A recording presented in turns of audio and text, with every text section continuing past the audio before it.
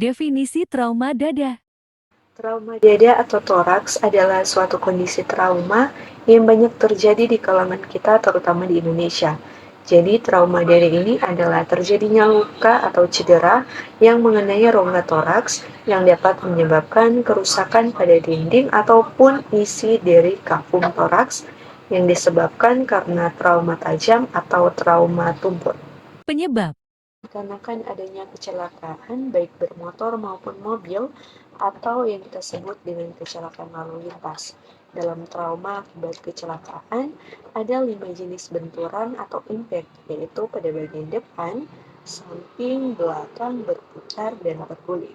Kemudian adanya tekanan yang berlebihan pada paru-paru yang bisa menyebabkan pneumotoraks seperti pada aktivitas menyelam.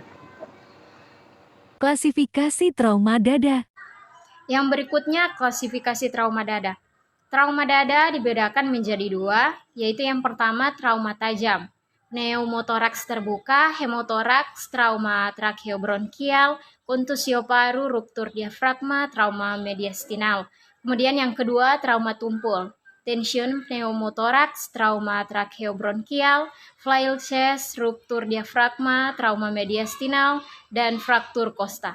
Manifestasi klinis. Pertama, nyeri pada tempat trauma bertambah pada saat inspirasi.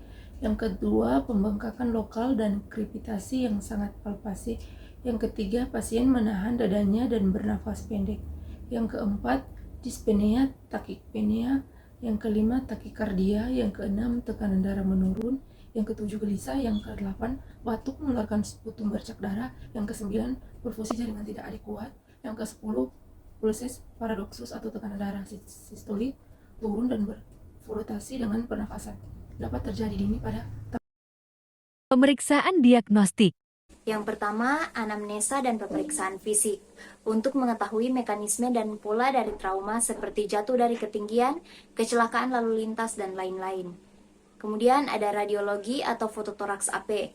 Pemeriksaan klinis harus selalu dihubungkan dengan hasil pemeriksaan fototoraks karena lebih dari 90% kelainan serius trauma dapat dilihat dari pemeriksaan fototoraks. Kemudian ada CT scan. Sangat membantu dalam pembuatan diagnosa adanya pelebaran mediastinum pada pemeriksaan toraks dapat dipertegas dengan pemeriksaan CT scan.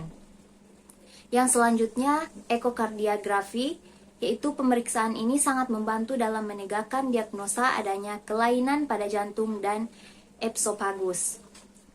Lanjut ada EKG. EKG sangat membantu dalam menentukan adanya komplikasi yang terjadi akibat trauma tumpul toraks. Dan yang terakhir HB atau hemoglobin, yaitu mengukur status dan resiko pemenuhan kebutuhan oksigen jaringan tubuh. Pemasangan buloh Penata laksanaan drainage atau trauma WCD dada. mengeluarkan darah atau udara yang terkumpul di rongga pleura, mengembalikan tekanan rongga pleura sehingga mechanic of breathing dapat kembali seperti yang seharusnya. Dalam perawatan harus diperhatikan yang pertama penetapan selang. Nah, selang diatur senyaman mungkin sehingga selang yang dimasukkan tidak terganggu dengan bergeraknya pasien, sehingga rasa sakit di bagian masuknya selang dapat dikurangi. Yang berikutnya ada pergantian posisi badan. Nah, usahakan agar pasien dapat merasa enak dengan memasang bantal kecil di belakang atau memberi tahanan pada selang, melakukan pernapasan perut, merubah posisi tubuh sambil mengangkat badan.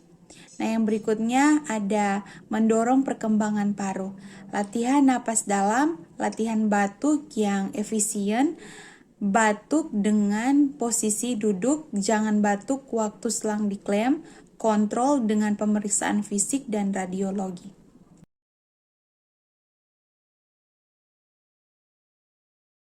Pencegahan trauma dada. Nah untuk pencegahan trauma toraks yang efektif adalah dengan cara menghindari faktor penyebabnya, seperti menghindari terjadinya trauma yang biasanya banyak dialami pada kasus kecelakaan dan trauma yang terjadi berupa trauma tumpul, serta menghindari kerusakan pada dinding toraks ataupun isi dari kafum toraks yang biasanya disebabkan oleh benda tajam ataupun benda tumpul yang menyebabkan keadaan gawat toraks akut.